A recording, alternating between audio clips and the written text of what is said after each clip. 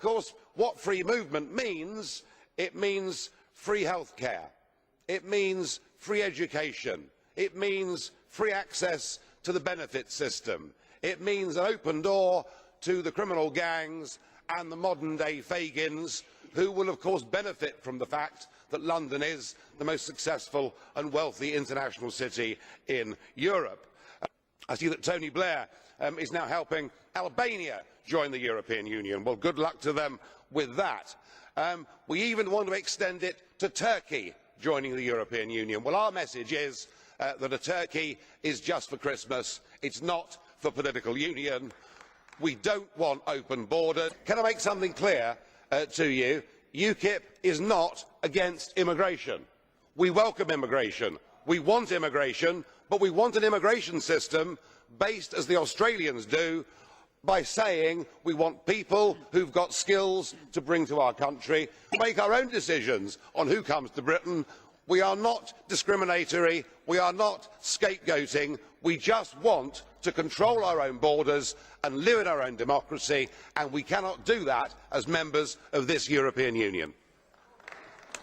On open doors, on European armies, the voters will have their say next May, and I think there is going to be a radical change. I think there is going to be an earthquake in British politics.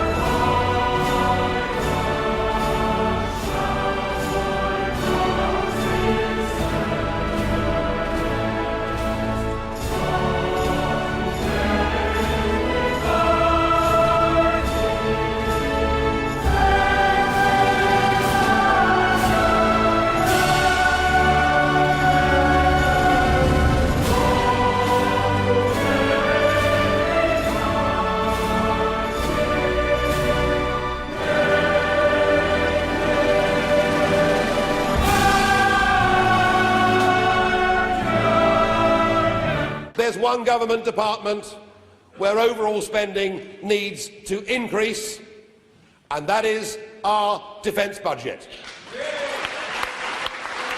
where successive governments have run down our army, our air force and our navy in a way that I think is shameful. We're not in a position to defend ourselves.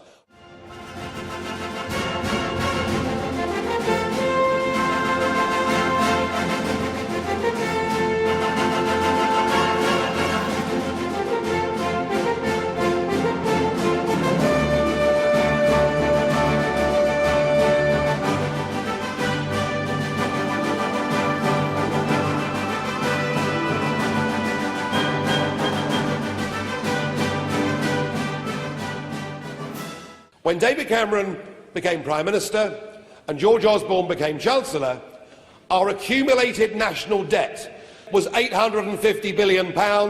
It is now £1.5 trillion.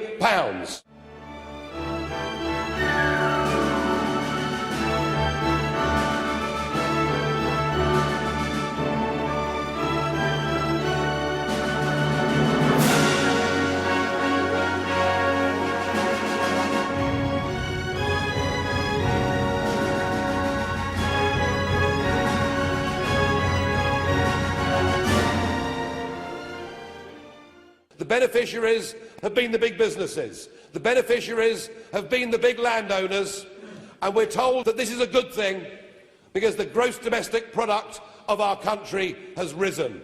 Well, what is the point of the gross domestic product of this country rising if living conditions for ordinary families have gone down? Something must be done. But we also feel that not just those that are currently serving have the right equipment.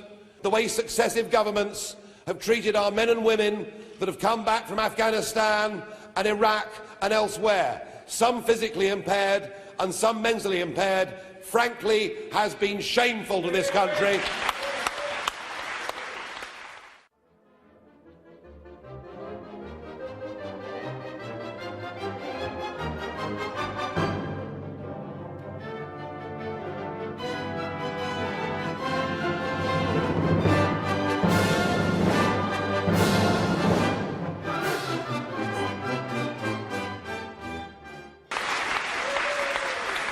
And we would like to appoint a veterans minister. We would like to open up a specially dedicated military hospital, and we'd like to open up some hostels to former servicemen and women who've fallen on hard times.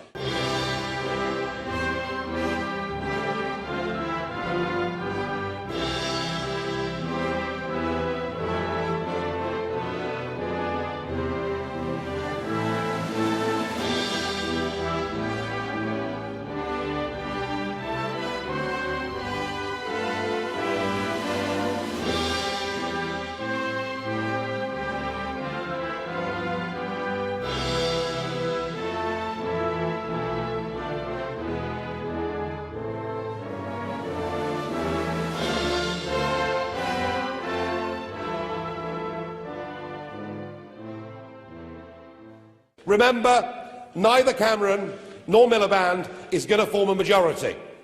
One will be the biggest party, but neither can form a majority. It'll be the other parties that ultimately decide the makeup of the next government, and I believe we've every chance of UKIP being part of that mix. I have every reason to believe that we can find ourselves on May the 8th in a position to change things.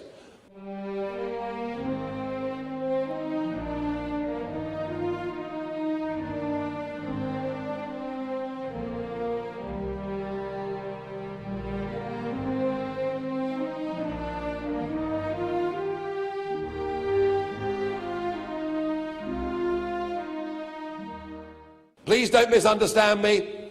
I don't want to sell out. I don't want a ministerial car, but I do want to drive the agenda in British politics in the next 5 years.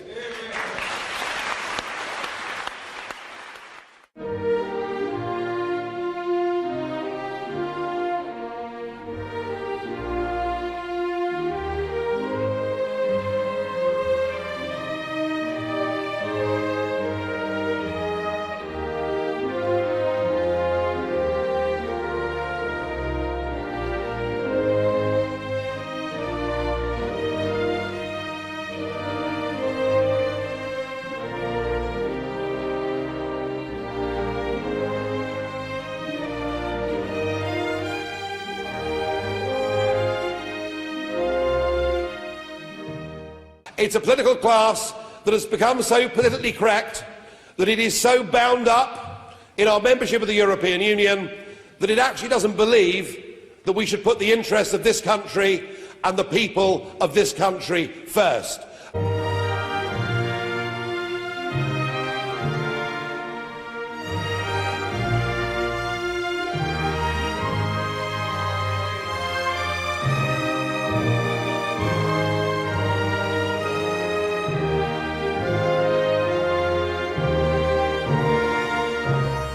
Because they may shout at me, they may throw abuse at me, but the fact is, if you don't run your own country, if you don't control your own borders, you're not the master of your own destiny.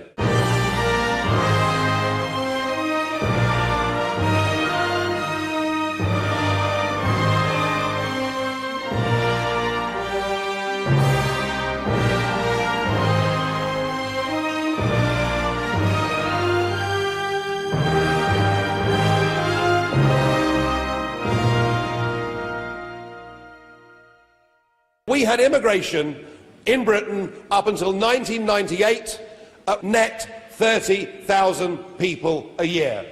Now, because of the open door policy, it is 300,000 people a year coming into Britain, and we have no control over it whatsoever.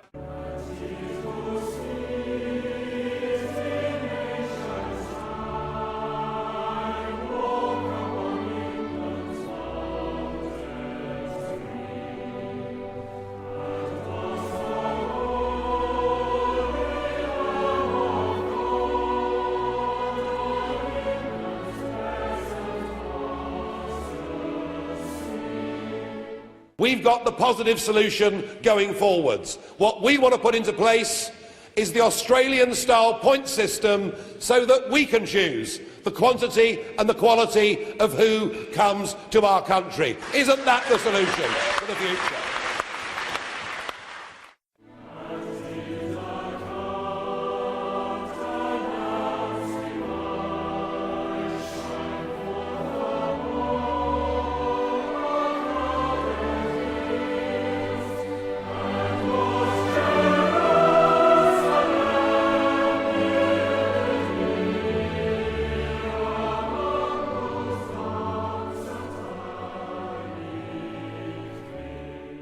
And what we have done, as a result of membership of the Common Fisheries Policy, we are now allowed to catch less than 20% of the fish that swim in British waters. The other 80% we've given away to the rest of Europe.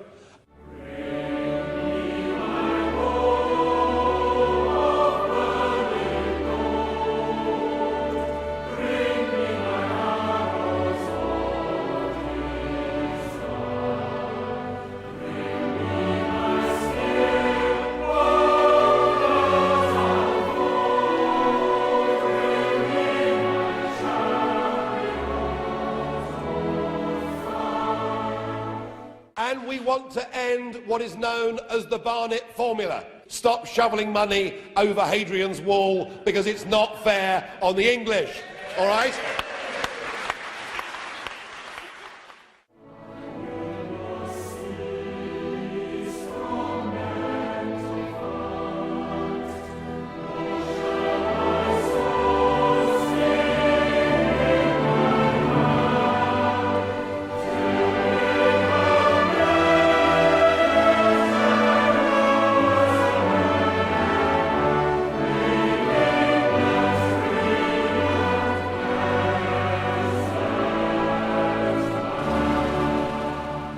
UKIP is not against immigration. We welcome immigration. We want immigration, but we want an immigration system based, as the Australians do, by saying we want people who've got skills to bring to our country.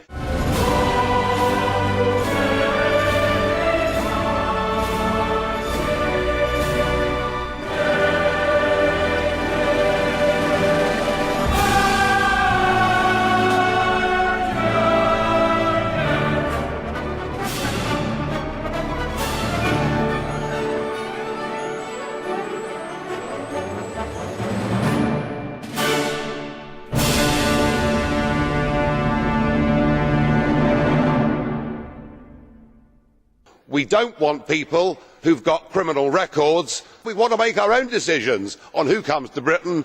We are not discriminatory. We are not scapegoating. We just want to control our own borders and live in our own democracy, and we cannot do that as members of this European Union.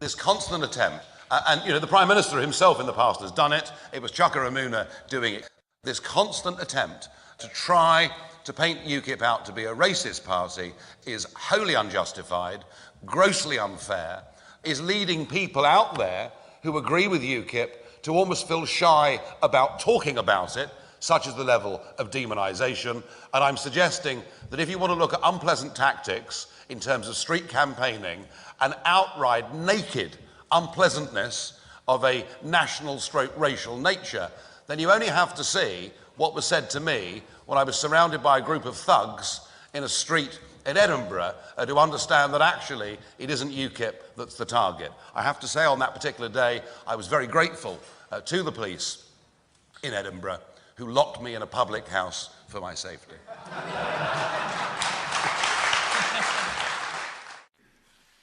It has been a huge chunk of my life doing this, and it's not easy, perhaps when you feel a degree of ownership of something, to let it go.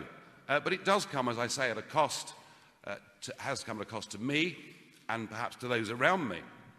During the referendum campaign, I said, I want my country back. And what I'm saying today is I want my life back. And it begins right now. Thank you.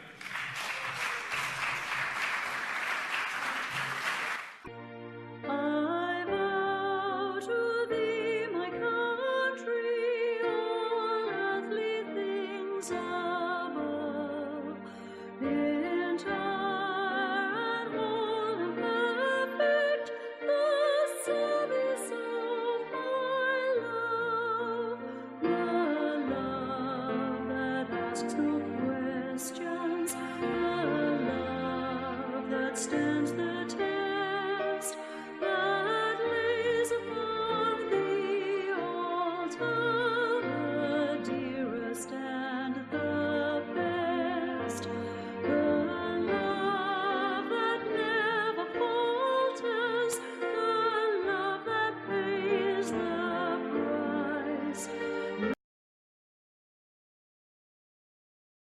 Because I don't think that the European public or commentators understand what the European Commission really is. The Commission is the executive, it is the government of Europe, and it has the sole right to propose legislation. It does so in consultation with 3,000 secret committees, staffed mainly by big business and big capital, and all the legislation is proposed in secret. And once something becomes a European law, it is the European Commission themselves who have the sole right to propose repeal or change of that legislation. The community method, which you championed this morning, the means by which the European Commission makes law and holds law, is actually the very enemy of the concept of democracy itself.